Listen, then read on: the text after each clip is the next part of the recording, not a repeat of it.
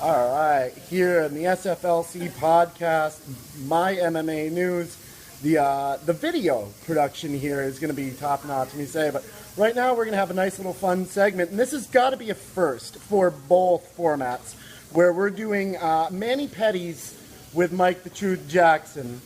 Mike, What's going on, guys? how we doing, man? I'm feeling amazing, about to get this feet done. Man, we're going to be ready for this Saturday night.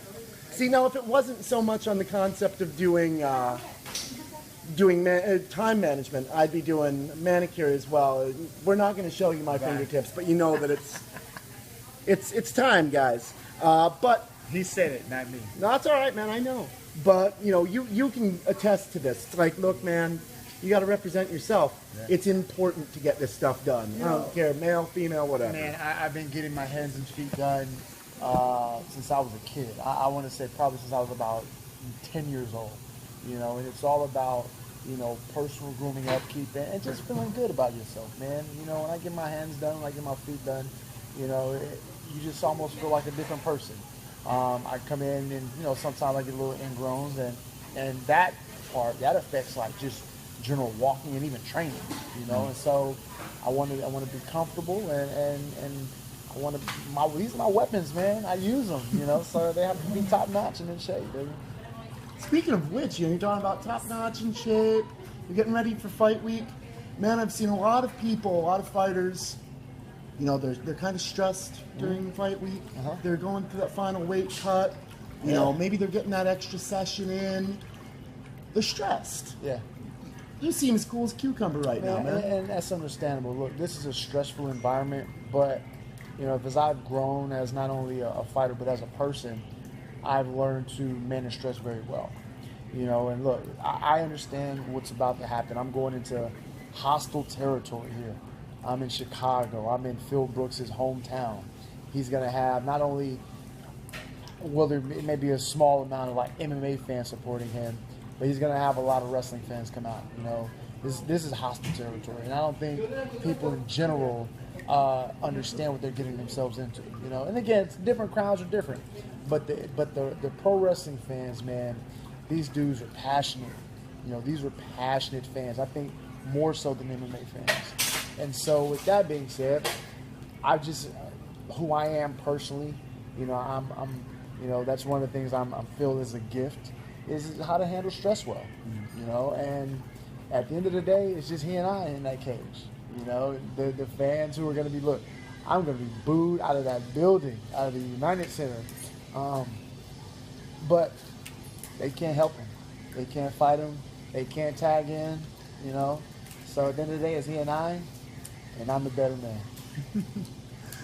Obviously, he has a very successful wrestling career. We all know that he ended up winning that case. It was big news for him. It had to have been stressful for him. Is this anything that you're kind of looking at and saying, can I use this to my advantage? This is something he had to do 4 days away from the fight. How can I kind of take that and utilize it? I don't get into personal issues, with people, about people. Look, it's none of my business. That has nothing to do with the fight game as far as like internal. Obviously, it plays more of a mental factor for him. But again, that's personal, man. I have no quarrels with him. This is business. And I'm happy. I'm happy for him. I'm a happy one. Because again, I'm a logical person, and I read up on what was going on with the defamation suit, and I'm just like, people out here suing for it. Man, I saw something the other day, and I kind of get where people are going at. You had these people, it was a homosexual couple, and they sued the baker because their feelings were hurt. And I'm just like, that's where we can't get there as a society. You can't go filing these lawsuits just because your feelings are hurt. If you're not physically impacted, if it's not a detriment to you, you just let it go, walk away.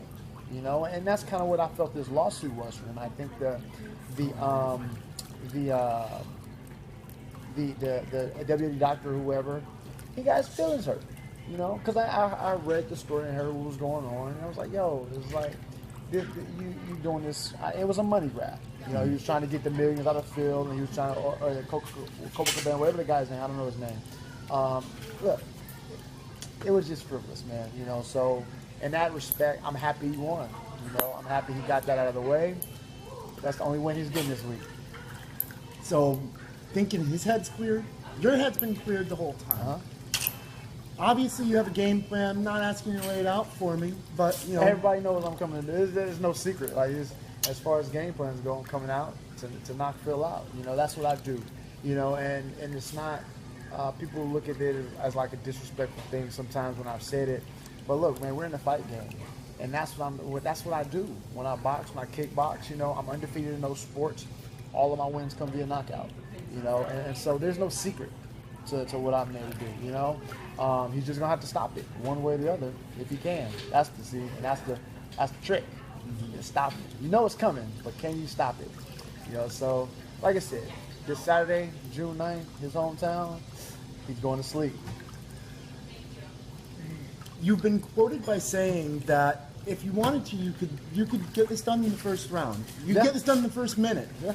You know, obviously part of this fight game is an entertainment aspect. Are you going for the kill shot in the first minute, or are you going to kind of play it out? Nah, you know, for me, I'm going in to entertain, you know, because the first fight with Gall, it was a sour taste in my mouth because I didn't get to show, not necessarily the loss. The loss sucked, obviously, but I didn't get to show anything in that fight, you know, and so I'm using this opportunity here, this mulligan, as a way to showcase my skills that, you know, the UFC fans, you know, they're unfamiliar with. Okay.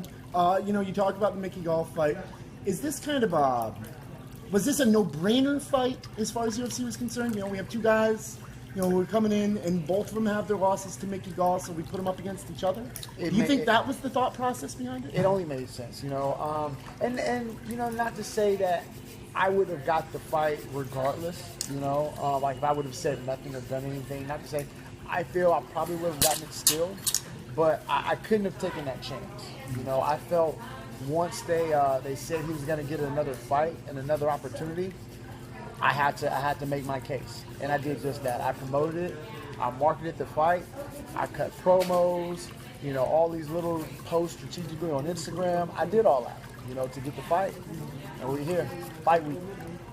How much of this game do you think is the self-promotion? I mean, you know, man, you got, you know, you're on your second UFC fight, and you're the first fight in pay-per-view. I mean, dude, I'll take some lessons from you if you know what's up. Man, 2 fights, and, you know, by the way, pay-per-view. Go for it. Yeah. You know, that's just who I am. I've had the gift of gab. You know, I know how to work a mic. You know, I'm charismatic, and people, like you said, that's one of the attributes that, you know, fighters need to possess, because they don't understand, like, they're a business and they're a brand. You're not just a fighter. You hear that all the time.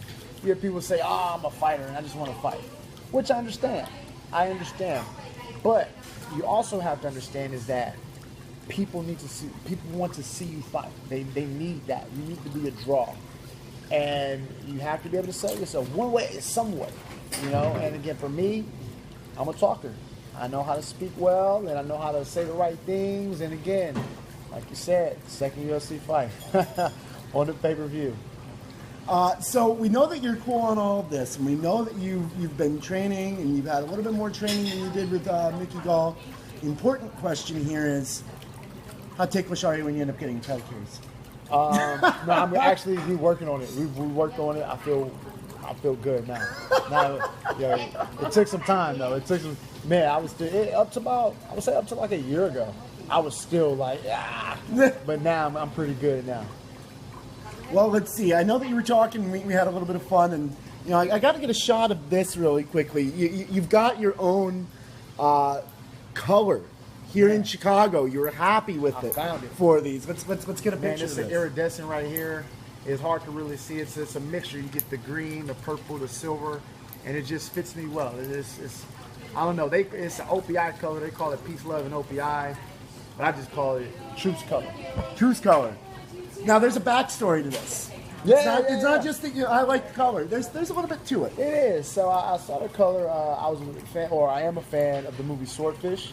And for those of you who've seen the movie with John Travolta and Halle Berry, There's that I don't even know what kind of car it is. This crazy sports car, and it has that color scheme. And just so happened, I was watching the movie, I saw the car, and it hit me. I was like, yo, I want that color right here as my next color. And I walked into the nail salon, and I kind of just browse around, and boom, I saw it, and the rest is history. I know that you were on Fansided earlier today. You were talking to Jose Youngs. It's actually a little side note. Funny that you mentioned John Travolta, because one of our guys, Mike Pendleton and myself, we both know this guy from the city who's interviewing John Travolta today. So a shout out to Jeff Conway, a fellow Illinois State alum from me. So okay. Had to do that real quick. But yeah, I figured you might be. You found the color, but now I have to put 2 and 2 together for you. There you go. Hey, things happen. Look, things work out. All this, it happens, man. I speak things into existence, man. I spoke this fight into existence. I was one is like, you set yourself, you have a goal, and you do what you have to do to accomplish that goal, And again, once I found out that he was getting his second fight, I knew the fight was mine, and it was just a matter of time. And then, I heard that the UFC was coming to Chicago, so it only makes sense. This is this guy's hometown. You don't want to do like a fight like this in Vegas or New York or wherever. You have to do it in Chicago. And this is the first time the UFC's been to the United Center. You know what I'm saying? So things just, I feel this thing happens. I don't know the reasons they happen, but they happen. And I felt it in my soul that this fight was mine. And like I said, we're here. Now, is this your first time in Chicago? This is my first time in Chicago. The cool thing about it is I get to fight in the house that Jordan built, Mm-hmm. I'm a huge basketball fan. Basketball is my favorite sport. And I grew up playing basketball. I grew up in the Jordan era, Not necessarily I was a fan of Jordan, but, he's an amazing player. He's one of the best. I'm going to go ahead and say Akeem Olajuwon. Got it. I was Rockets, man. This is back-to-back. Clutch City, baby. So, the LeBron Jordan comparison here. You grew up with the Jordan. You're gonna go fight in the house that Jordan built. Is there a comparison? I have to put on a show just like Jordan did, man. Just like he did in the United Center. I know a lot of fans are sort of upset about the placement on the card or even being on the card. With Phil and I. But they have to understand this is a business, and you have to bring in a solid draw. Phil's a solid draw, But with that said, I can't go out here and fight. I can't fight at a lower level. I have to fight at my level, and no disrespect to Phil, but he's an amateur fighter, And I know people, the UFC fans, only know me for the one fight against Mickey Gall in the UFC, and I laid an egg, But there's more to me than I have more combat sports experience. Boxing, kickboxing, I'm undefeated in those sports. All my wins come via knockout. So I have to go in there. And then even in those fights, hey, look, I'm a showman.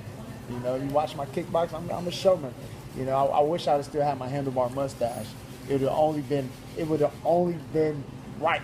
But I didn't have the time to grow it back out, Like I said, I'm going out there to put on a show. And I'm going to, a lot of fans are like, this fight sucks. And it's like, you don't know the fight hasn't happened yet. You can't criticize a fight that hasn't, or you can't criticize something that hasn't happened. So wait until the fight happens, then make your criticisms. But no, people are going to be happy. Well, maybe the CM Punk fans, they won't be happy. Or maybe they will be, because after this fight, he's going back to wrestling anyway. So maybe I'm just doing them a favor. They should thank me. The MMA fans, they don't want him in the sport because they feel that he's only here for his name. They should be thanking me too. I'm doing them a favor. But even with that, man, it's like, I remember people asked me about my opinion on when he came, and it didn't bother me any because I knew what it was. This dude's coming in, he has this goal or this whatever, something he's trying to accomplish. Who am I to shit on this dude's thing, man? His dream, this dude wants to come and try something out. Let him try it out.